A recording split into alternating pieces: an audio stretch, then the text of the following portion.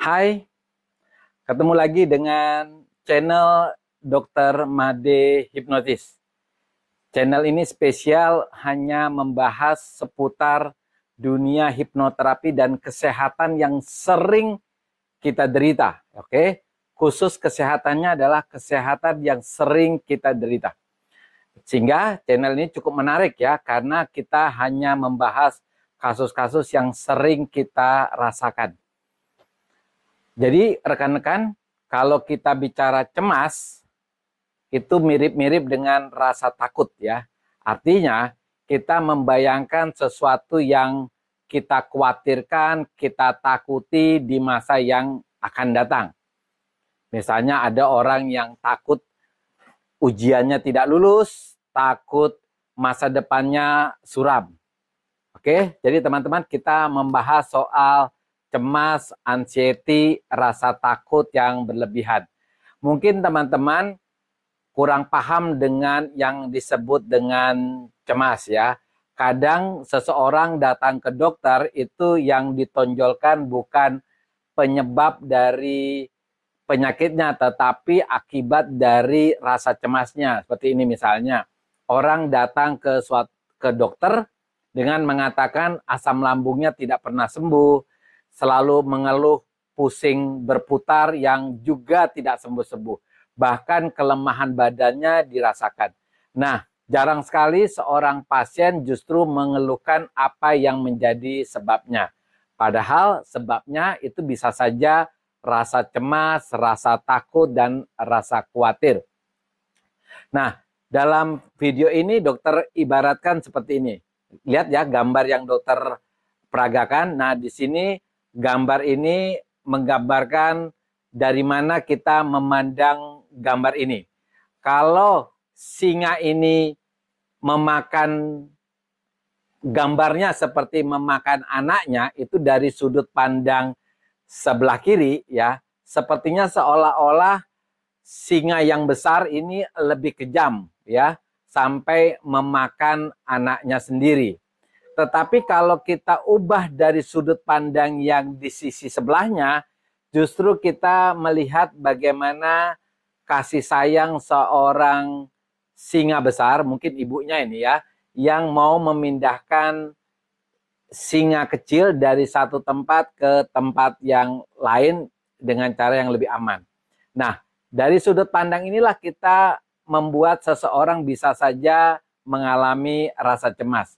Contohnya ya, di kehidupan sehari-hari ketika kita cemas dengan masa depan, khususnya adik-adik saya, anak-anak saya yang mungkin sekarang di SMA atau lagi kuliah, itu hampir lulus tapi sudah membayangkan sesuatu yang menakutkan. Tuh, saya dapat kerja enggak? Bagaimana masa depan saya? Apalagi ketika kita mau tuh lulus 1 atau 2 tahun lagi, tapi kita membaca di media sosial ya, melihat, mendengar di media sosial atau membaca surat kabar bagaimana keadaan ekonomi kita. Begitu banyak PHK, begitu susahnya mencari lapangan pekerjaan ya. Bahkan kita rasakan sekarang ada berita soal deflasi.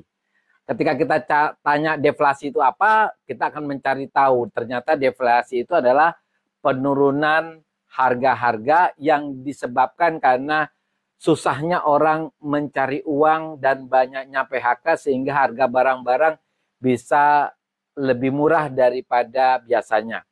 Nah, ketakutan ini ditunjang dengan pendapat-pendapat dari beberapa tokoh ya, yang membuat kita menjadi orang yang sangat pesimis akan masa depan kita.